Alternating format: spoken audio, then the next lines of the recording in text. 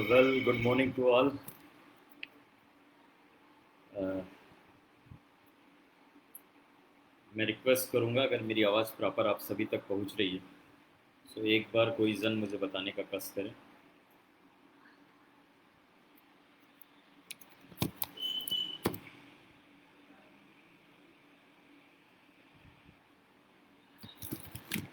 Thank you, बहुत बहुत शुक्रिया। अगले कुछ पलों के अंदर मैं अपनी बातचीत आपके बीच में रखने वाला हूं। अभी काफ़ी हमारे दोस्त हमें ज्वाइन कर चुके हैं और हमें इंतज़ार है कुछ और अपने दोस्तों का। देन मैं अपनी बात को यहाँ पर शुरू करूँगा।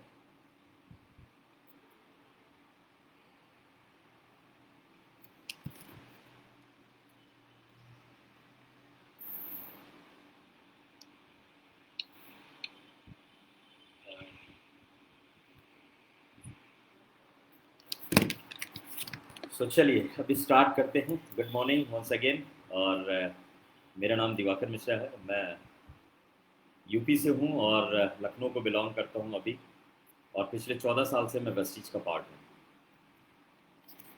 14 साल पहले वेस्टीज को पार्ट टाइम काम के रूप में चुना था, क्योंकि जब इस बिज़नेस को मैंने पहली बार देखा था, समझा था और डिसीजन लिया था कि अभी इस बिज़नेस को बिल्ड करना है, तो उस टाइम मैं जॉब में हुआ करता था। मैं फार्मास्यूटिकल जॉब में था और चलते फिरते बस यूं ही हल्के फुल्के मूड में किसी भाई से मुलाकात हुई और उन्होंने इस अपॉर्चुनिटी के बारे में बताया।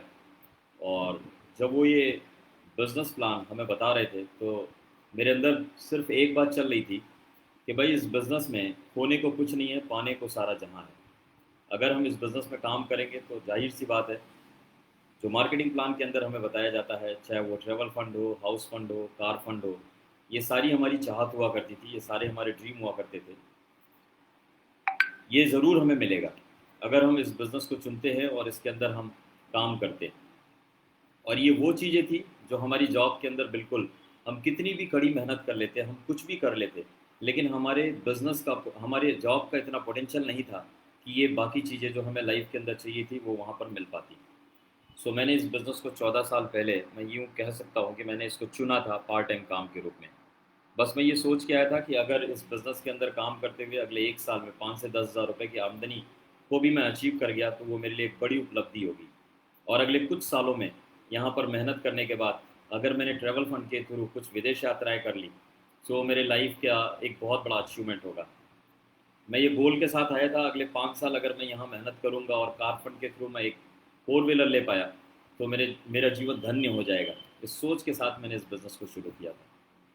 मैंने सोचा था अगले 10 साल अगर इस बिज़नेस के अंदर काम करके, मेरा एक ड्रीम हुआ करता था कि मैं 1 करोड़ के घर में रहूं, और अगर मैंने उसको अचीव कर लिया तो मेरे ख्याल से मेरा ये जीवन तो बिल्कुल, मैं जैसा कह रहा था, सच में ये धन्य हो जाएगा।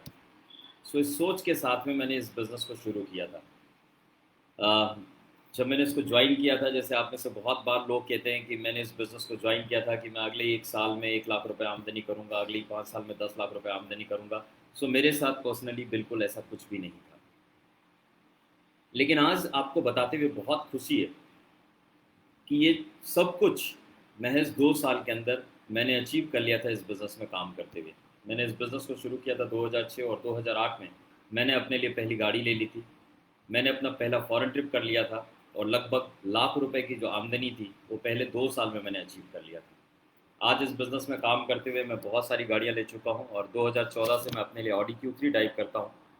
इस बिज़नेस में काम करते हुए मैंने पहला घर 2010 में बनाया था, यानी कि बिज़नेस को शुरू करके केवल 4 साल मुझे लगे थे, यानी कि चौथे वर्ष में ही मैंने अपने लिए पहला अपना घर बना लिया था इस बिज़नेस में काम करते हुए हाउस फंड के थ्रू। तब से लेके मैं अब तक 3 घर बना चुका हूँ। मैंने अभी रिसेंटली 2017 में अपने लिए एक अपना फ्लैट लिया जिसकी कीमत लगभग 70 लाख रुपीज़ है। और अभी 2 जुलाई 2020 को मैंने अपने लिए घर लिया जिसकी कीमत लगभग 2 करोड़ रुपए है। इस बिज़नेस में काम करते हुए अभी मेरे पास 3 घर हैं। 2014 से ऑडी Q3 ड्राइव करता हूँ जो मैंने आपको बताया। 24 बार मैं विदेश यात्रा कर चुका हूँ इस बिज़नेस के अंदर काम करते हुए। और आज मैं ये अपनी उपलब्धियाँ क्यों आप सभी को बता रहा हूँ इस लाइव सेशन के अंदर, क्योंकि आज जो मेरा टॉपिक है वो टॉपिक है हार्ड वर्क, यानी कि कड़ी जो मेहनत होती है, कड़ा जो परिश्रम होता है, वो हमारी लाइफ के अंदर उस वो कितना इम्पोर्टेंट रोल रखता है, कितना महत्वपूर्ण है वो हमारी सक्सेस के अंदर। सो आज मैं उसके ऊपर बात करने वाला हूँ। सो दोस्तों, ये छोटा सा परिचय था मेरा, और अभी हमारे साथ हमारे काफ़ी दोस्त जुड़ चुके हैं ऑलरेडी। तो अभी और भी बहुत सारे लोग यहाँ पर जुड़ेंगे। मैं चाहता हूँ एक छोटी सी हेल्प आप मेरी करें। जो लोग भी मेरे साथ कनेक्ट हो चुके हैं, मैं आपसे रिक्वेस्ट करूँगा, इस वीडियो को मैं आगे बात को शुरू करूँ उसके पहले आप शेयर कर दीजिए, क्योंकि जितना ज़्यादा आप शेयर करेंगे उतनी ज़्यादा आप मेरी मदद करेंगे मेरी बात को हमारे और बहुत सारे दोस्तों तक पहुँचाने में। तो मैं ये आपको मौका देता हूँ, अगले कुछ सेकंड में आप प्लीज़ इसको शेयर करें। दूसरा, ऐसे बहुत सारे लोग जो अभी भी हमारे ये वॉरियर्स नेक्स्ट जन जो पेज है, हमारा फेसबुक पेज, अगर इसको आपने लाइक नहीं किया, इसको आपने फॉलो नहीं किया, तो मैं आगे बढ़ूँ उसके पहले मैं आपसे रिक्वेस्ट करना चाहूँगा कि प्लीज़ इसको लाइक कर लें और इसको फॉलो कर लें, सो दैट ज़्यादा से ज़्यादा लोग जब इस पेज के ऊपर होंगे।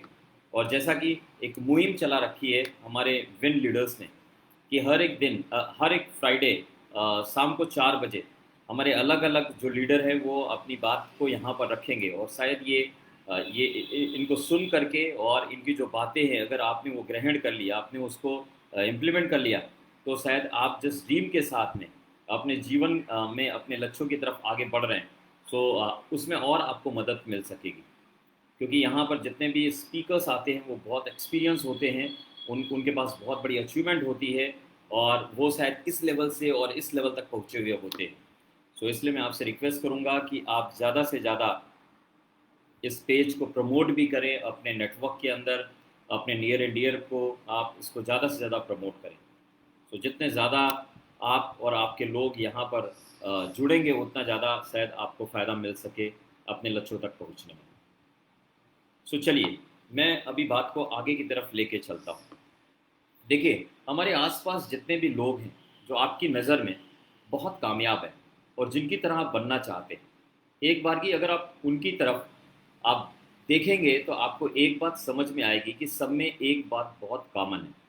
और कॉमन एक बात है, और वो ये है कि वो सब बहुत हार्ड वर्कर होते हैं, बहुत कठिन परिश्रम करते हैं अपने काम के अंदर।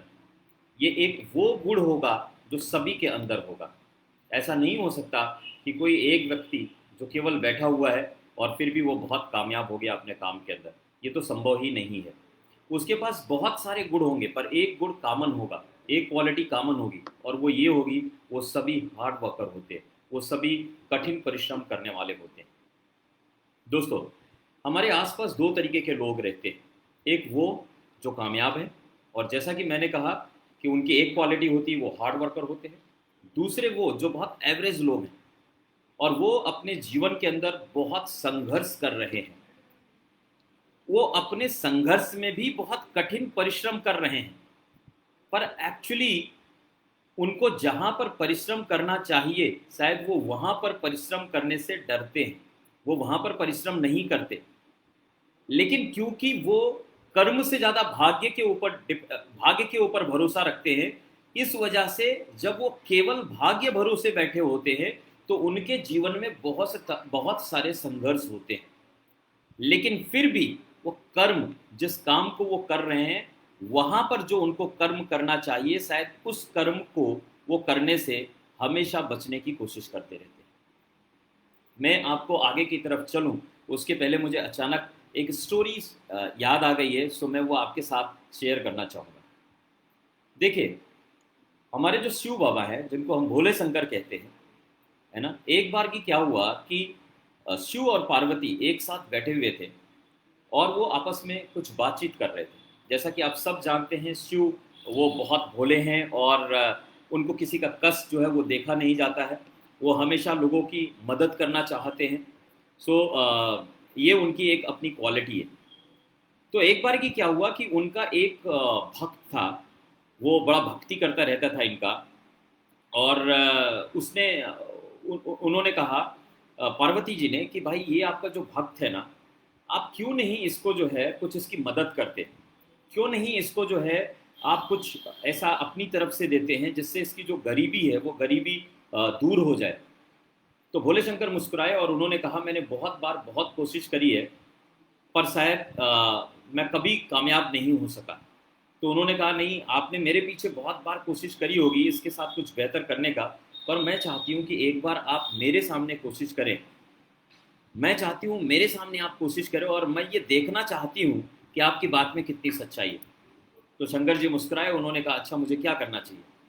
तो उन्होंने कहा देखो ये यात्रा पर है, वो किसी एक जगह से दूसरी जगह पर जा रहा है, क्यों ना एक काम आप करिए कि इसको एक आप एक सोने की ईंट इसको आप दे दें। तो उन्होंने कहा ये कैसे हो सकता है। उन्होंने कहा देखो ये जिस रास्ते पर जा रहा है, इस रास्ते पर अगर आप इसके सामने एक सोने की ईंट देंगे, और जाहिर सी बात है ये ईंट उसको दिखाई देगी और ये उसको उठाएगा और फिर आगे वो मालामाल हो जाएगा और उसके सारे कष्ट खत्म हो जाएंगे क्योंकि मुझसे देखा नहीं जा रहा। तो शंकर भगवान ने कहा चलो ठीक है, एक बार ये भी हम करके देखते हैं। उन्होंने फिर, क्योंकि आप जानते हैं भगवान की शक्तियाँ कितनी हैं, तो उन्होंने क्या किया, वो जो व्यक्ति जा रहे थे उनके सामने जो है वो सोने की ईंट उन्होंने डाल दी। लेकिन अभी क्या होता है, जैसे ही उन्होंने सोने की ईंट डाली उसके कुछ सेकंड पहले उस व्यक्ति के मन में एक ख्याल आया, और वो ख्याल ये आया कि भाई साहब मेरे पास तो आंखें हैं और मैं कितने आसानी के साथ इस रास्ते पर चलते हुए चला जा रहा हूँ। अच्छा, अंधे लोग जब इसी रास्ते पर जाते होंगे तो उनको कैसा महसूस होता होगा, चलो आज मैं इसको देखता हूँ। और उस व्यक्ति ने सिर्फ कुछ कदम पहले, जहां पर भगवान ने वो सोने की ईंट डाली थी, उसके थोड़ी टाइम पहले, थोड़ी ही दूरी पहले उन्होंने अपनी आंखें बंद कर ली और वो अंधे का रोल करने लग गए। और उनके पास में जो अपॉर्चुनिटी थी, वो जो अवसर था कि सोने की ईंट उनको मिल सकती थी, उनके सारे कष्ट दूर हो सकते थे, उस टाइम उन्होंने क्या कर लिया, वो आंखों को बंद कर लिया और वहां उसको क्रॉस कर गए। तो जब ये बात हुई तो पार्वती जी, उन्होंने कहा कि अरे ये क्या हो गया भगवान, ऐसा कैसे हो गया। शंकर भगवान ने कहा इस व्यक्ति को मैं इसी प्रकार से, जैसे अभी मैंने अवसर दिया है, ऐसे ही इसके आसपास मैंने बहुत बार इसको अवसर दिया, लेकिन क्योंकि ये व्यक्ति उस अवसर को देखने की बजाय केवल इसके दिमाग में क्या चल रहा है कि ये बहुत गरीब है और ये लाइफ में कुछ भी कर ले पर इसका भाग्योदय नहीं होने वाला है, ये वो जो आसपास तमाम जो अवसर रहते हैं उस अवसर को को पकड़ने की बजाय, उस पर चलने की बजाय, वहाँ परिश्रम करने की बजाय, ये हमेशा अपने भाग्य को ही बस दोष देता फिरता रहता है। और इसी वजह से आज फिर जब अवसर इसके सामने खड़ा था तो फिर इसने आंखें बंद कर ली और वो अवसर इसके पास से निकल गया। सो हम सभी भी कई बार ऐसे ही करते हैं, हमारे आसपास ऐसे बहुत सारे अवसर हमको मिलते हैं, हम कई बार उस अवसर को या तो इग्नोर कर देते हैं, या अगर हम उसको देखते हैं, समझते हैं और उस पर चलना शुरू करते हैं, तो फिर आगे जब पसीने बहाने की बारी आती है, जब कुछ नया सीखने की बारी आती है, जब किसी को नया कुछ सिखाने की बारी आती है, यानी परिश्रम जब हमें करना होता है, तो हम क्या करते हैं, हम उसी रास्ते पर चलने से अपने आप को बचाना शुरू कर देते हैं। हमें वो जो परिश्रम है जिसको करके हमारे जो पसीने निकलते होते, जब पसीने निकलने शुरू होते हैं तो हमें हमें डर लगना शुरू हो जाता है और हम फिर वापस कई बार जो है उस रास्ते पर चलना बंद कर देते हैं। और हम जब चलना बंद करते हैं तो अल्टीमेट जिस गोल के साथ में हमने उस रास्ते पर चलना शुरू किया था, वो गोल हमसे बहुत दूर जाना शुरू हो जाता है और धीरे धीरे हमारे मन में एक ही बात जो जड़ जमानी शुरू कर देती है कि यार हमारे भाग्य में शायद ये पाना नहीं था। अगर आप अपने आसपास जितने भी सफल लोग हैं, अगर उनको आप देखें, आप देखेंगे वो केवल एक कार्य के अंदर सफल नहीं है, बल्कि उसी व्यक्ति ने जब दूसरा कार्य भी किया होगा तो वो वहां भी सफल रहा होगा, क्योंकि उस व्यक्ति ने अपने आप को तैयार किया है। उसको एक बात पता है कि सक्सेस का सीक्रेट क्या है। सक्सेस का सीक्रेट है, वो है हार्ड वर्क, कड़ी मेहनत। कड़ी मेहनत अपने काम के अंदर, कड़ी मेहनत अपनी काम के अंदर। जब मैं ये बात लोगों से करता हूँ, लोग कई बार मुझको रोकते हैं और वो ये कहते हैं साहब जब आप कड़ी मेहनत की बात करते हैं तो एक ऑटो रिक्शा या रिक्शे वाला, एक ऑटो रिक्शा या रिक्शा चलाने वाला, जो पैडल रिक्शा है उसको चलाने वाला, क्यों नहीं वो अपनी लाइफ के अंदर बहुत तरक्की कर पाता है, जबकि वो बहुत पसीने बहाता है, जबकि वो बहुत कड़ी मेहनत करता है। मैं आपको यहाँ थोड़ा सा समझाना चाहूँगा, अगर एक रिक्शे वाला कड़ी मेहनत ना करे, अगर वो पसीने ना बहाए, वो पसीने बहाने से खुद को मना कर दे, तो शायद वो शाम को जितना पैसा लेके जाता है वो भी उसकी झोली में नहीं जाएगा। मैं यहाँ ये बात नहीं कर रहा कि आप रिक्शा चलाते हैं या आप नेटवर्क मार्केटिंग के अंदर हैं या आप एक साइंटिस्ट हैं, एक डॉक्टर हैं, एक इंजीनियर हैं, या क्या है, आप चार्टेड अकाउंटेंट हैं। मैं बात ये कर रहा हूँ, आप किसी भी प्रोफेशन के अंदर हैं, आपको अपने प्रोफेशन के अंदर अगर टॉप पर जाना है, आपको वहाँ पर सक्सेस को हासिल करना है, तो आपको वो जो प्रोसेस है कि आप यहाँ पर हैं और आप यहाँ पर जाना चाहते हैं, यानी आप ए पॉइंट पर हैं और आपका गोल है बी पॉइंट, आप ए से बी पॉइंट पर जाना चाहते हैं, तो वहाँ से वहाँ तक पहुँचने के लिए वो जो दूरी तय करनी पड़ती है, उस यात्रा के दौरान, उस प्रोसेस के दौरान आपको जितने पसीने बहाने हैं वो आपको बहाने पड़ेंगे, आपको जितना कठिन परिश्रम करना है वो आपको करना पड़ेगा। अगर आप उसको करने से बचेंगे तो कभी आप अपने डिजायर लेवल को अचीव नहीं कर पाएंगे, जहां जो आप जाना चाहते हैं उसको अचीव नहीं कर पाएंगे। हम में से कई बार ज़्यादातर लोग क्या करते हैं, जैसा कि मैं अभी आपको एग्जाम्पल दे रहा था, कि हम यात्रा शुरू तो कर देते हैं, पर जब बात कठिन परिश्रम की आती है तो हमें डर लगना शुरू हो जाता है। और फिर हम क्या करते हैं, क्योंकि मानव का एक स्वभाव होता है कि वो अपने कंफर्ट जोन को ब्रेक नहीं करना चाहता है, हमेशा वो कोशिश करता है कि हम कंफर्ट में रह के सक्सेस को अचीव करें। सो कभी भी हम कंफर्ट में रह के सक्सेस को अचीव नहीं कर पाएंगे। अगर एक एथलीट है और वो कंपीट करना चाहता है, वो ओलंपिक में जाना चाहता है, उसका एक वो गोल है, तो आपको पता है उसको हर सुबह उठना पड़ेगा, ये उसको उठना पड़ेगा, उसको अच्छा लगे या बुरा लगे, डजेंट मैटर, उसको उठना पड़ेगा सुबह सुबह, उसको बिस्तर छोड़ना पड़ेगा, उसको ट्रैक के ऊपर जाना पड़ेगा, रोज उसको दौड़ लगानी पड़ेगी, रोज उसको पसीने बहाने पड़ेंगे, ये पूरा रियाज करना पड़ेगा। और अगर वो इसको करने से मना कर दे तो उसको गेम में पार्टिसिपेट करने की आवश्यकता ही नहीं है, क्योंकि उसकी हार तो पहले ही तय है। अभी वो जो हार्ड वर्क है, जो उसका रियाज है, उसके लिए जो उसको करना है, जो पसीने बहाने हैं, उसका क्या सब्स्टिट्यूट हो सकता है उसके पास में। अगर वो ये सोचे कि भाई मैं ट्रैक के ऊपर जाके हर दिन पसीने क्यों बहाऊं, मैं बेहतर कोच लेता हूं, पूरी थ्योरी मैं सीखता हूं, मैं यूट्यूब के ऊपर जाता हूं, मैं खूब सारे best of the best videos देखता हूं, खूब सारी टेक्निक सीखता हूं। अगर वो खूब सारी टेक्निक सीख भी ले, लेकिन अगर वो सीखी हुई टेक्निक को वो रियाज ना करे, डेली प्रैक्टिस ना करे, डेली पसीने ना बहाए, मैं आपसे पूछना चाहता हूँ, क्या वो कम्पीट कर पाएगा जब सच में वो गेम के अंदर होगा? बिल्कुल नहीं। सो इसका कोई सब्स्टिट्यूट नहीं है, आपको वो जाना ही पड़ेगा जो एथलीट है। इसी प्रकार से अगर कोई फिल्म स्टार है, जितना बड़ा फिल्म स्टार है, जितना उसका नाम है, जितना बड़ा वो ब्रांड अपने आप को बना चुका, उसके पीछे एक सबसे बड़ा कारण है, एक सबसे बड़ा कारण है कि उसने बहुत प्रैक्टिस करी है, बहुत रियाज किया है, बहुत पसीने बहाए हैं उसने। थ्योरी तो हर कोई जानता है, वो किसी भी फील्ड का हो, थ्योरी तो हर किसी को पता है, लेकिन कामयाबी उसी को मिलती है, सक्सेस उसी को मिलती है जो हार्ड वर्क करता है, जो रियाज करता है, एक ही काम को बार बार करता है। अगर मैं आपसे बात करूं, आप किसी भी फिल्म स्टार के बारे में बात करें, आप अमिताभ बच्चन के बारे में बात करें, चलिए थोड़ी सी उनके बारे में बात करते हैं। आपको पता है उनकी जो पहली सुपर हिट फिल्म थी वो थी जंजीर। पर जंजीर आने के पहले 17 फिल्में उनकी फ्लॉप हो चुकी थी। अमिताभ बच्चन, जो आज अमिताभ बच्चन है, वो यहाँ तक कभी नहीं पहुँचते अगर उन्होंने हार मान ली होती पहली, दूसरी, चौथी, पांचवी, आठवीं, 10वीं अपनी फिल्म के फ्लॉप होने के बाद।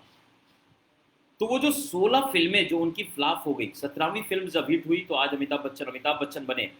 उन्होंने क्या किया? उन्होंने क्या किया होगा?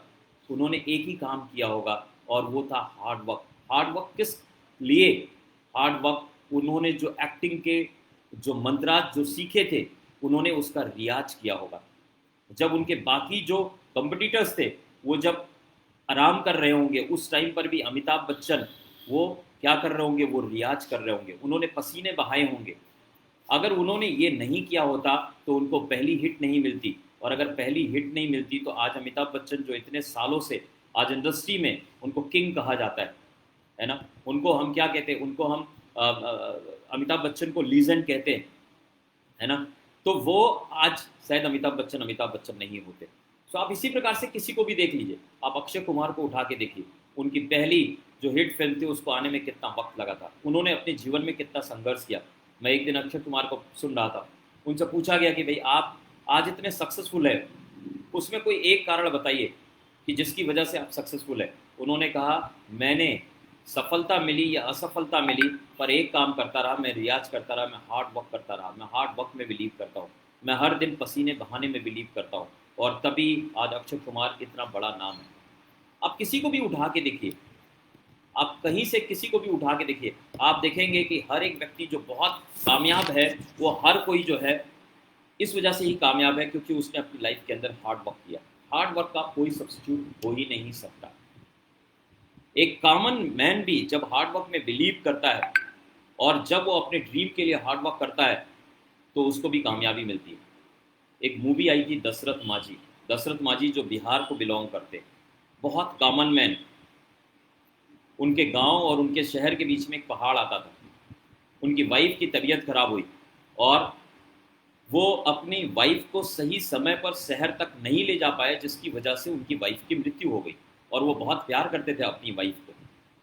उन्होंने उस दिन एक चीज़ ठान लिया, उन्होंने ठाना, जब उनकी वाइफ नहीं रही, उन्होंने ठाना कि मैं इस पहाड़ को काट के यहाँ से हटा दूंगा, ताकि आज मेरी वाइफ की मृत्यु हो गई, जिसको मैं प्यार करता था उसकी मृत्यु हो गई, तो आज के बाद मेरे गांव में कोई भी जो जो मेरे साथ हुआ वो किसी के साथ ना हो, कोई भी इतना दुख में ना रहे।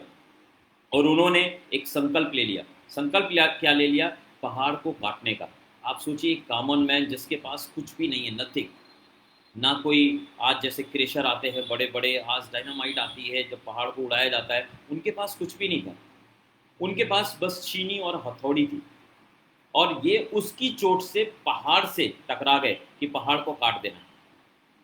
और उन्होंने, उनका एक डायलॉग उस फिल्म का आपने सुना होगा, जब तक तोड़ेंगे नहीं तब तक छोड़ेंगे नहीं। जब तक तोड़ेंगे नहीं तब तक छोड़ेंगे नहीं का मतलब क्या?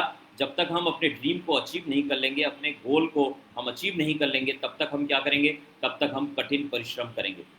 तब तक हम सर्दी हो या धूप हो, हवाएं चले या बारिश हो, हम हर दिन पहाड़ को काटने के लिए आएंगे। सो अगर उन्होंने वो कड़ी मेहनत को करने से मना कर दिया होता, तो क्या आज दशरथ माझी, जिसके ऊपर पिक्चर्स बन रही है, जिसका नाम इतनी इज्जत के साथ लिया जाता है, वो बिहार के एक छोटे से गांव का एक अदना सा, एक नॉर्मल सा व्यक्ति, क्या आज उसके बारे में मैं इस फेसबुक लाइव के ऊपर बात कर रहा होता? मैं बिल्कुल नहीं कर रहा होता। उनकी मूवी का एक डायलॉग है जिसको मैंने अपना गुरु मंत्र बना लिया। उन्होंने कहा, हमेशा कर्म करो, अपने कर्म पर विश्वास करो। जब लोग भाग्य की बात करते हैं, उन्होंने कहा, क्या पता कि भगवान भी आपको भरोसे बैठा हो। क्योंकि कई बार हम क्या कहते हैं, जब भी हमसे कुछ पूछा जाता है कि भाई आप अपनी जिस प्रोफेशन के अंदर भी है, जिस काम के अंदर भी हैं, जब आपसे पूछा जाता है भाई आप अपनी इस चीज़ को कब अचीव करेंगे, हम हमेशा बोलते हैं भगवान जाने। सच बात है कि भगवान जाने, पर अगर हम केवल भाग्य भरोसे बैठे रहेंगे, केवल हम भगवान के भरोसे बैठे रहेंगे, उन्होंने एक बहुत अच्छी सी बात कही, बहुत सुंदर सी बात कही कि क्या पता भगवान हमारे भरोसे बैठा हुआ है। सो इस वजह से कर्म ये सबसे ज़्यादा इंपॉर्टेंट है, हार्ड वर्क ये सबसे ज़्यादा इंपॉर्टेंट है, इसका कोई सब्स्टिट्यूट नहीं है। आप किसी भी जगह पर देख ले, कहीं पर भी देख ले, आज विराट कोहली जिसका इतना बड़ा नाम है ना, पूरी दुनिया में लोग जब क्रिकेट की बात करते तो विराट की बात करते। आपको याद होगा कुछ साल पहले, आई थिंक 2006 में एक मैच था, और वो रणजी मैच था, और उस रणजी मैच में विराट कोहली खेल रहे थे, और अचानक एक कर्नाटका में वो मैच चल रहा था, और अचानक एक न्यूज़ आती है कि विराट के जो फादर हैं वो नहीं रहे। सबको लगा कि अभी तो विराट जो है इस गेम को छोड़ के आज चले जाएंगे। तो उनके जो कोच थे, उन्होंने भी सोचा कि भाई विराट अगर नहीं रहेंगे तो विराट की जगह किसको लेना है। सोचिए, वो उस लेवल तक प्लानिंग करना, उस लेवल तक उन्होंने सोचना शुरू कर दिया। और जब वो मैच लगभग 40 रन पहले दिन विराट ने बनाए, और जब विराट से लोग ये उम्मीद लगा रहे थे विराट वो मैच छोड़ के चले जाएंगे, तो उस टाइम पर विराट ने एक डिसीजन लिया और सबको चौंका दिया। उन्होंने कहा, नहीं, मेरे फादर तो नहीं रहे, लेकिन आज मेरे पास मौका है उनके ड्रीम को पूरा करने का, और मैं अभी फादर के जो अंतिम जो यात्रा थी उसमें नहीं जा करके मैं कल भी ये मैच खेलूंगा। और दूसरे दिन भी विराट ने वो मैच खेला, दूसरे दिन उन्होंने सेंचुरी लगाई, और जब वो मैच ख़त्म हुआ उसके बाद वो अपने फादर के उसमें शामिल हुए। आप सोचिए, तो इन्होंने किसको इम्पोर्टेंस दिया? इन्होंने अपने कर्म को इम्पोर्टेंस दिया, इन्होंने हार्ड वर्क किया, कि जब ऐसी सिचुएशन थी कि जब ना उनका शरीर ना उनका मन, शायद दोनों का तालमेल साथ नहीं दे रहा होता, एक कॉमन मैन के साथ यही होता, पर फिर भी वो डटे रहे, वो मैदान के अंदर लगे रहे। और इसीलिए आज जब क्रिकेट की बात होती है तो विराट की बात होती है। सो हमारे पास कोई दूसरा सब्स्टिट्यूट नहीं है। हमें भी, अगर हम ये चाहते हैं, अगर हम सब जितने भी ज़्यादातर लोग जो अभी हमारे साथ ज्वाइन है, हम सभी वेस्टिजियन हैं, हम सभी वेस्टिज बिजनेस के अंदर हैं। हम सब एक ड्रीम के साथ में इस बिजनेस के अंदर आए हैं। हम सभी इस बिजनेस के अंदर DUCD लेवल को अचीव करना चाहते हैं। सब हर महीने 10 लाख रुपए, 20 लाख रुपए, 50 लाख रुपए की आमदनी करना चाहते हैं। हर कोई लग्जरी कार चलाना चाहता है। पर एक बात सच है, हर कोई इस सभी चीज़ों को अचीव नहीं करेगा। पर एक दूसरी बात भी सच है, ऐसे बहुत सारे लोग होंगे जो इन चीज़ों को अचीव करेंगे। जो अचीव नहीं करेगा वो केवल एक वजह से नहीं कर पाएगा, क्योंकि आप जब आज यहाँ 5% पर आपने ज्वाइन किया है और जब आपका गोल है DUCD बनना, तो इसके बीच की जो यात्रा है, जो इसके बीच में जो प्रोसेस आपको फॉलो करना है, जब आप इसको करने से मना कर देंगे, जब आप इसको एंजॉय नहीं कर पाएंगे, तभी ऐसा होगा कि आप यहाँ से चल के यहाँ तक नहीं पहुँचे। अदरवाइज 100% आप यहाँ पर हैं और यहाँ पर आप ज़रूर पहुँच पाएंगे।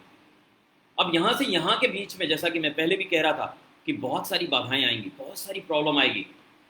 बहुत बार क्या होगा इस बिज़नेस को बनाते टाइम, बहुत बार ऐसा होगा कि आपको चूज करना पड़ेगा कि आपके घर में बर्थडे पार्टी है और सेम टाइम पर एक ट्रेनिंग प्रोग्राम चल रहा है, तो आप कहाँ पर जाएंगे। आपका कंफर्ट जोन बार बार आपको ये बात बोलेगा कि यार बर्थडे पार्टी में रहना चाहिए, क्योंकि वहाँ बहुत सारा एंजॉयमेंट है, बहुत कुछ खाने को मिलेगा, बहुत सारी मस्ती होगी और बहुत सारी चीज़ें होंगी। और ट्रेनिंग में क्या है कि घंटे, 2 घंटे, 3 घंटे लगातार बैठना होगा अटेंशन के साथ में, बहुत सारे नोट्स बनाने होंगे, दिमाग खुला रख करके, है ना।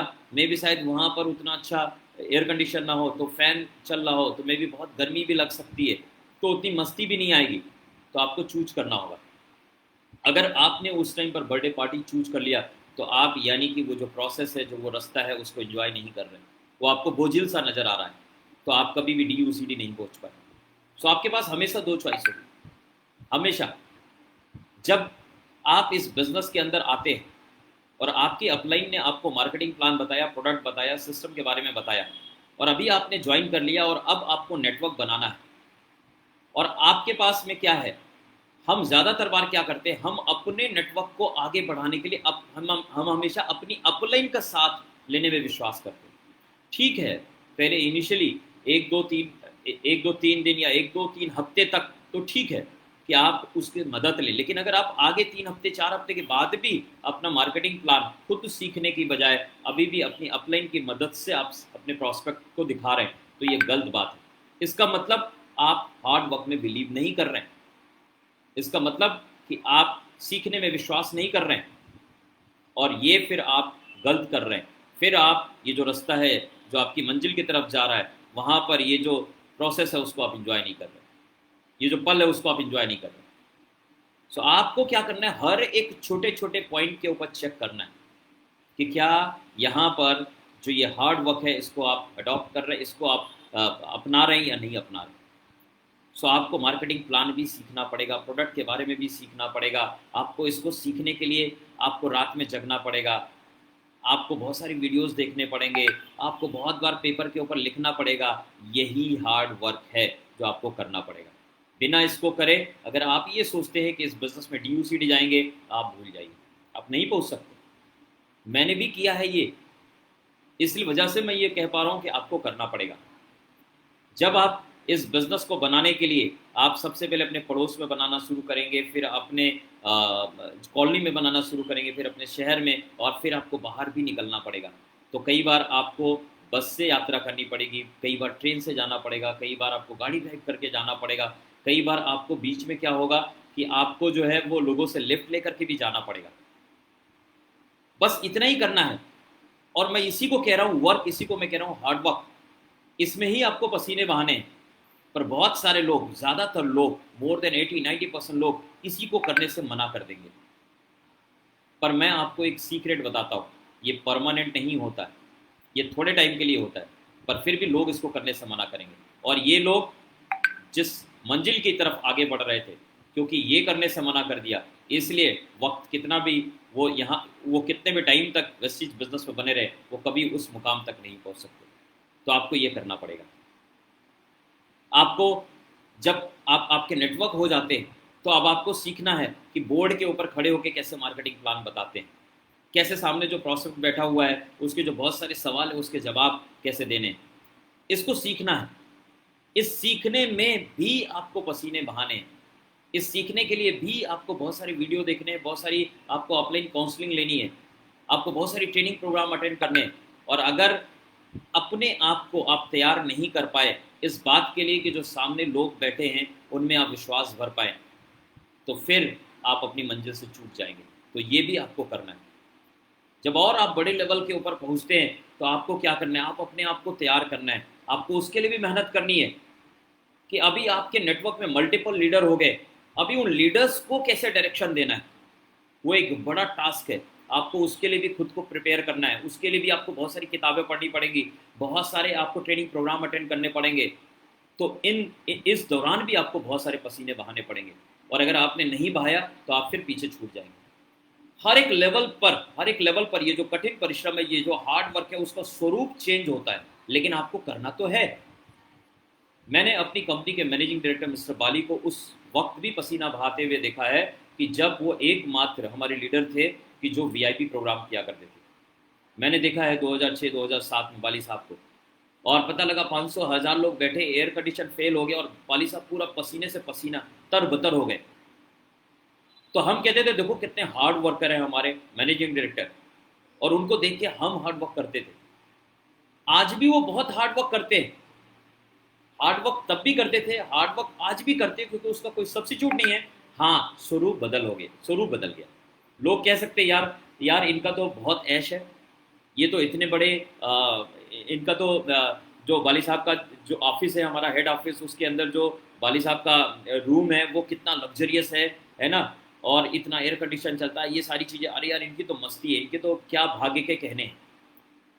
हाँ, आज जो बाली साहब को देखेगा वो ये बात सोच सकता है, लेकिन मैंने भी उस बाली साहब को देखा है जिन्होंने 5-5 लोगों की वीआईपी करी है, पसीने बहाते हुए ऊपर से नीचे तक पसीने से तरबतर। तो मैं जानता हूँ कि वो वहाँ पर हार्ड वर्क कर रहे थे, और उस हार्ड वर्क की ही परिणाम स्वरूप आज हमारी ऑर्गेनाइजेशन इस लेवल तक पहुंची और बाली साहब इस लेवल तक पहुंचे।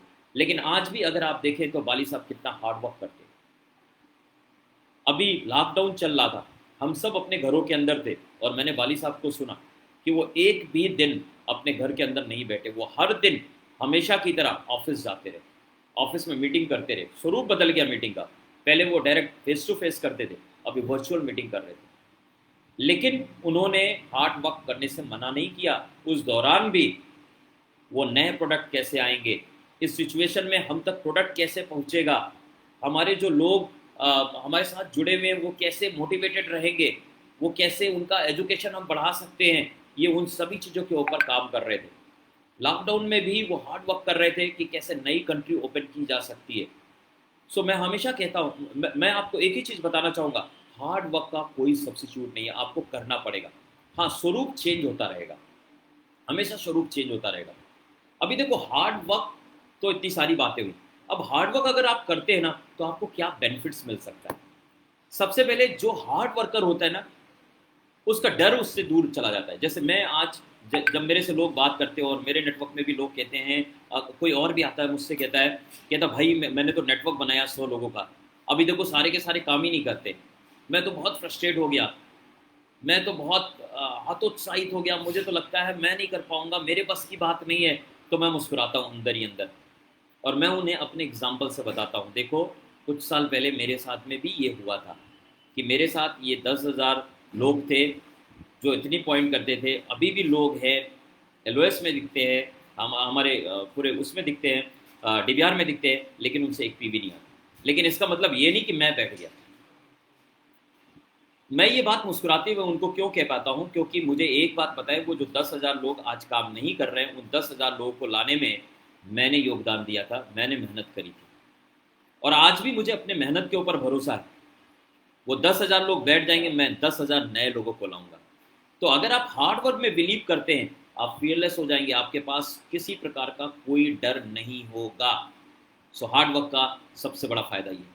अगर आप हार्ड वर्क करते हैं तो आपका कॉन्फिडेंस हमेशा बिल्ड रहेगा, आप हमेशा कॉन्फिडेंट रहेंगे। क्यों? क्योंकि आपको पता है आप किसी के ऊपर डिपेंडेंट नहीं है। आपने हर एक जो चीज़ों का कंट्रोल है वो खुद अपने कंट्रोल में रखा हुआ है। सो आपको क्या डरना। सो आप हमेशा कॉन्फिडेंट रहेंगे चीज़ों को करने में। आप डिसिप्लिन में बच जाएंगे, आप अनुशासित हो जाएंगे। अगर आप हार्ड वर्क में बिलीव करते हैं तो आप अनुशासित हो जाएंगे। सो ऐसे इसके बहुत सारे फायदे हैं। तो इस वजह से मेरा हमेशा बहुत स्ट्रांगली बिलीव रहा है हार्ड वर्क के अंदर। जब मैं बिलीव के बारे में बात कर रहा हूँ तो अगर आप हार्ड वर्कर हैं तो आपका अपने ऊपर भी बिलीव बढ़ जाता है, आप अपने ऊपर भी विश्वास बढ़ा पाते। नहीं जी, मैं हूँ, मैं सफल होकर रहूँगा। क्योंकि आप अपनी सफलता को गवर्नमेंट की पॉलिसी में नहीं ढूंढ रहे, कंपनी की पॉलिसी में नहीं ढूंढ रहे, अप लाइन कैसा है उसमें नहीं ढूंढ रहे, डाउन लाइन कैसा है उसमें नहीं ढूंढ रहे हैं, आपके प्रॉस्पेक्ट कैसे है उसमें नहीं ढूंढ रहे हैं। आप जब इतने कॉन्फिडेंटली कहते हैं तो आप इसलिए कह पाते हैं क्योंकि आप एक हार्ड वर्कर हैं। आपको पता है कि यार मेरी सफलता मेरे अपने मुट्ठी में है, मैं सफल होकर रहूँगा क्योंकि मेरा विश्वास है कि मैं हर वो काम करूँगा जो मेरी सफलता की मंजिल की तरफ मुझे लेके जाता है। सो इसलिए आप एक आप काम में विश्वास रखिए, आप कार्य में विश्वास रखिए, आप हार्ड वर्क में विश्वास रखिए, आपको फ़ायदा ही फ़ायदा है। और एक बात जहाँ से मैंने बात शुरू करी थी, नो पेन नो गेन। आप हार्ड वर्क इसलिए नहीं करते क्योंकि आपको दर्द होता है। अगर आपको ये मसल्स बनाने हैं ना तो आपको क्या करना पड़ेगा, रोज़ सुबह उठ करके आपको वेट उठाना पड़ेगा, आपको एक्सरसाइज करना पड़ेगा, आपको दर्द होगा, आपके पसीने बाहर आएंगे। लेकिन अगर एंड रिजल्ट आप ये चाहते हैं कि आपके ये मसल्स निकले तो आपको ये करना पड़ेगा, उसका कोई दूसरा सब्स्टिट्यूट नहीं है। आप कितनी भी किताबें पढ़ लीजिए, आप कुछ भी कर लीजिए, लेकिन अगर आप ये नहीं करेंगे तो कभी ये आपको मिल नहीं पाएगा। So no pain no gain. So इस वजह से आपको क्या करना है, आपको परिश्रम में विश्वास रखना है, आपको परिश्रम करना है, स्वरूप बदलता रहेगा। मैंने कुछ एग्जाम्पल्स के थ्रू आपको समझाने की कोशिश करी, लेकिन इसका कोई विकल्प नहीं है। मेरी भी लाइफ में आज जहाँ से चल के आज मैं जहाँ पहुँचा हूँ, इसमें सबसे बड़ा रोल अगर मैं किसी एक सबसे बड़ा अगर कारण मैं बताऊँ आपको तो वो मेरा हार्ड वर्क है।